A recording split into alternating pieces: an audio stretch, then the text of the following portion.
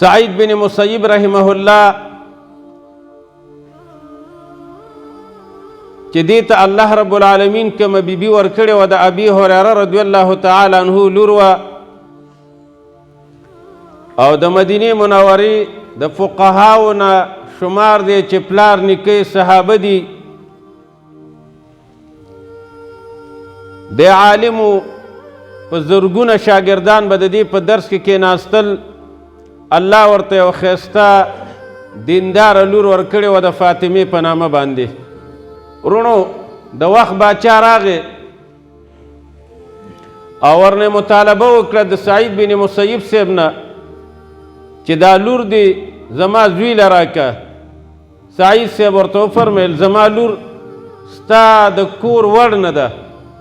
ځکه ستا یو شاهي کور دی باچایي کور دی او زمونږ د ملنګي او د فقیرۍ ژوند او زندګي ده لکه د علماو ژوند او زندګي هم داسې وي عاجزانه وي خاکساره وي ورته ویل که لور دی زما زوی له رانه کړه زه به تا جیل ته واچوم هغه ویل پروا نه کوي دا کشمکش دی ورځې تیریږي په دې کې د سعید بن مسیب رحمه الله یو شاګرد دی د وداع په نامه باندې مشهور دی کثیر بن مطلب نوم دی دا درس کې نو یو ورځ دوه ورځې درې ورځې درس کې نو څلورم ورځ درس ته حاضر شو شاګرده نه وي خیریتو ورته استاد محترم ښځه مې وفات شوې وه او په دې وجه باندې زه یو درې ورځې غیر حاضر شوم غمجنم وم او خلک هم راتلل وایي ستا ښځه مړه شوې وه موږ دې نو خبر کړي تاسو له مې زحمت او تکلیف در نه که موږ دوه ورځې جنازې او کس ته ساتو د شپې زنانه وفات شوې ده د جومات پاکوونکې وه د مسجد نبوي صلی الله علیه وسلم سهار نبي اسلام تپوس وکړو یا خو وفات شوله موږ د شپې ښخه کړه زه مو ولې خبر نه کړم د الله نبي تعالی مو تکلیف در نه کړ رسول الله صلی لاړو قبر ته ودرېدو صحابه ځان پسې ودرول نو عزتمندو ورته ویې لږ رامخکې شه شاګرد هغه شاګرد یې رامخې ته کو ورته ویې ته به ډېر غمجن یې که نه چې ستا ښځه مړه شوې ده ضرور نو ورته ویې خوښه دې نه ده چې الله تا ته اوس هم دلته یوه نیکه بیبي درکړي هغې ویل ولې نه استاد محترم خطبه یې ورته وفرمیله ورته ویل چې زما خپله لور ده دا خپله لورې دې خپل شاګرد ته په نکاح کړه او مهر یې ورته مقرر کو ګوره چې کله ښځه در سره میلاوېدله نو دا مهر به ورله ورکې عزتمندو وایي دا شاګرد وایي زه لاړم کور ته د خوشحالۍ نه مور ته حال نشم ویلی سوي یم مور راته وایي څنګه خوشحالی بچیه تا ښځه مړه شوې ده وایي دا حال مې ورته وویلې مور مې راته وویلې چې داسې یوه بیبي چې هغه د باچا زوی له نه ورکوي چې امیر المؤمنین د ټول جزیرة العرب دی او تاله ده دغه خپله لوري درکړله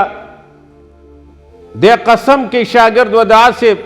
چې په الله قسم کوم چې نکاح مو تړلی شول او د مهر پیسې م راله خپل استاد راکړي دا دي خوشحالي د کور کې ماښام منځو شو دروازه وټکېدله د شاګرد چې راووتلو دروازه یې کولاو کړه چې ګوري استاد محترم ولاړ دی سعید بن مسیب رحمه الله ولاړ دی او شاته یو زنانه ولاړه ده سعید صاحب ورته وفرمیل ستا بیبي وفات شوې وه تا ته به کور کې درد او تکلیف وي غمجن به نو په دې خاطر ما ستا د امانت راوستلو چې تا ته یې وسپارمه د خپلې لور هغه لاس یې راواخیستلو او زما لاس کې راکړو راته ویلې چې زه دا بیبي دې دننه که حال دا دی چې د ابي هریره رضی الله تعالی عنه نوسۍ ده او د دې جلۍ نیکه او نیکه دا صحابه دي د مور د طرف او د پلار د طرفه دواړه صحابه دي د رسول الله اسلم داسې وړوکی خاندان هم نه دی او بیا پلار یې د مدینې منورې د فقهاو د محدثینو استاذ دی خو هغه خپله لورې ورته وسپارله وایي کله چې دا بیبي مې دننه کړله ودعا صاحب فرمایي وایي مور ته مې ویل چې زما بیبي راله راته ویل صبر وکړه په الله مې دې قسم چې ما دا ګاونډین نه خبر کړي دا ګاونډین نو تر هغې پورې او چې ما دا څو پورې جوړه کړي نه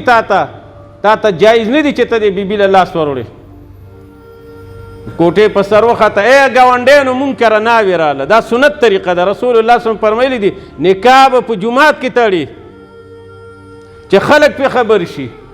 وایي کله چې دا بیبي را ننوتله د سعید صاحب لوره نو په دې وخت کې وایي زمونږ په کور کې د زیتونو تیلو د وربشو سړه ډوډۍ وه نو د مورې دا کاسه راواغسته په دې زیتونو تیلو یې واړوله چې دا ناوې به وایي چې دا څه سپېره کور ته رالم دوی کره خو ترکاري هم نشته دی وایي د سعید بن مسیب لور راله وایي کاسه یې لرې کړه ورته وایي مورې دا موږ نه مه پټوه دا زموږ د متقیانو د مؤمنانو او مسلمانانو خوراک دی الله دې دغه شان دیندار او نیکانې بیبیانې زموږ او ستاسو نصیبه وګرځوي